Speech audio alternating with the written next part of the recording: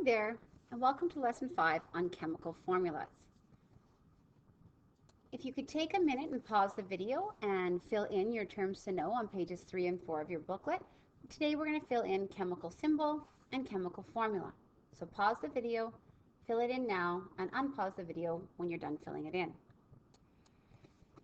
So we're going to talk about chemical formulas, and this is actually going to span a couple of days because it gets a little bit more complicated. But a chemical symbol, this is what we've been writing down, is a short way of writing an element on the periodic table. So you've been practicing these are the ones you see on your periodic table. So if you look up iron, the symbol is Fe, or capital F, lowercase e. Hopefully by now you're familiar with sodium, capital N, lowercase a. Oxygen is O. So again, remember the first letter is always capitalized and the second letter is lowercase, if the second letter is even present. The chemical formula is a short way of writing a compound. So we use those chemical symbols for the elements, and then we use tiny numbers called subscripts, so kind of they're written to below and to the right if there's more than one present. So if we were to write potassium bromide, we'd have potassium, that's a K, and then Br. So the short way, the chemical formula for potassium bromide is capital K, capital B, lowercase r. So what is a formula? Each element has its own chemical symbol, and each compound has its own chemical formula. A formula tells us two important things about a compound. It tells us what elements are in the compound, or what the compound is made up of, and it tells us how many of each element are in a molecule of the compound. So here in this picture, we see a sodium and a chlorine. So the formula for table salt, this is the salt you'd put on your food at the dinner table, is NaCl. So Na is the symbol for sodium and Cl is the symbol for chlorine. How many sodiums and chlorines? Well, we can count the kind of circles in the picture here, one sodium and one chlorine, or because there's no tiny numbers written behind Na or Cl, we know it's a 1-to-1 ratio.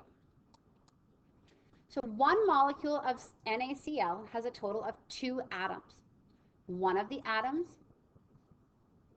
is sodium, that should say is sodium, Na, and the other atom is chlorine, Cl.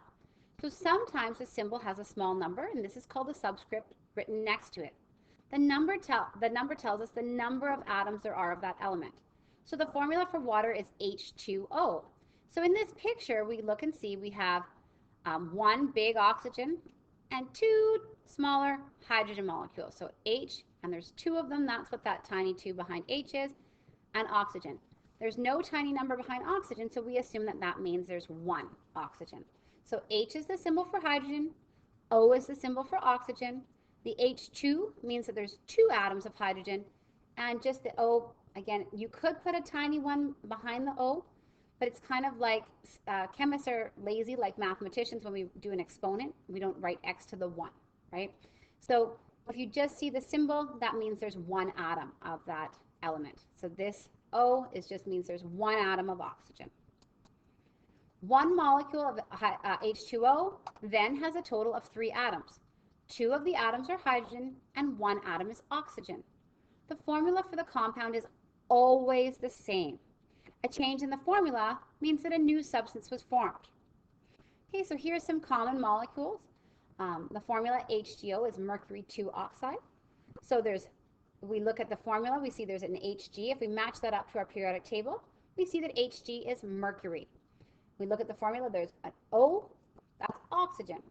Because there's no tiny numbers kind of to the bottom right behind each of those symbols or chemical symbols, we assume there's 1 atom of each element.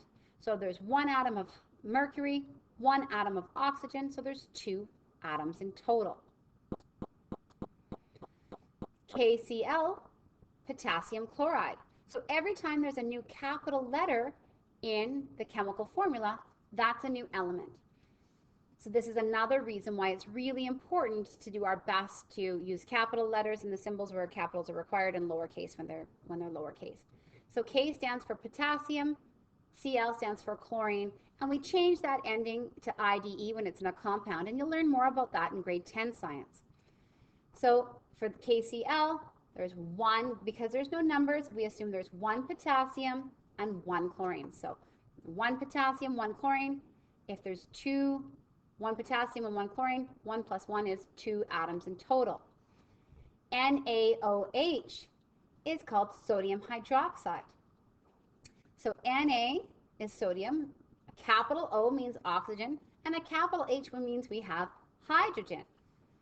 Because there's no tiny numbers to the bottom right, that we assume that those are all 1. So there's 1 sodium, 1 oxygen, and 1 hydrogen. And if we add up each of those atoms, we get a total of 3 atoms in 1 molecule of sodium hydroxide. If we look at the bottom here, there's Fe, and that tiny 2, capital O, and a tiny 3. So this is called iron 3 oxide, or this is rust. Okay, so Fe, that stands for iron. We match that up on our periodic table. O, we look that up on our periodic table. We see that that stands for the element oxygen. This tiny number behind Fe, that little 2, means there's 2 atoms of iron. The tiny number behind oxygen means that there's 3 atoms of oxygen.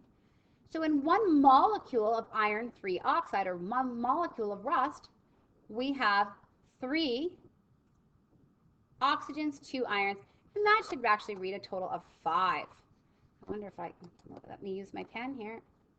Let's do a pen, and I'm going to cross that out. So that should read 5.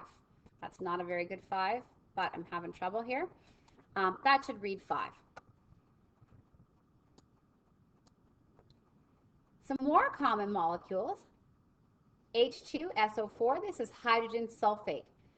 So if we look at our capital letters, we've got H, that's hydrogen, S, that's sulfur, and O, that's oxygen. This tiny 2 behind hydrogen tells us that there's 2 atoms of hydrogen in this compound. There's no tiny number behind sulfur, so we assume that that's 1. And there's a tiny 4 behind oxygen, so we have 4 atoms of oxygen. If we add 2 hydrogens plus 1 sulfur plus 4 oxygens, we get a total of 7 atoms in 1 molecule of hydrogen sulfate.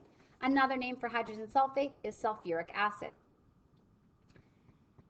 This example here, the next one, NaHCO3, is called sodium hydrogen carbonate or sodium bicarbonate, and the common term for that is baking soda. So this has Na, that's sodium, capital H, that's hydrogen, capital C is carbon, capital O is oxygen. So those are the elements that are present. If we look, sodium has no number behind it. That's like having a little 1. So there's 1 atom of sodium. Hydrogen has no tiny number behind it. That's like having 1 atom of hydrogen. And carbon has no number behind it. That's 1 atom of carbon. There is a tiny number behind oxygen. That's a 3. So we have 3 oxygen atoms. And when we add 1 plus 1 plus 1 plus 3, we get a total of 6 atoms in every molecule of sodium bicarbonate or sodium hydrogen carbonate. You're going to spend a few minutes in class tomorrow. We'll go over these notes, and then you'll have some worksheets to work on. We're going to practice this again next day. Take care. Thanks for watching.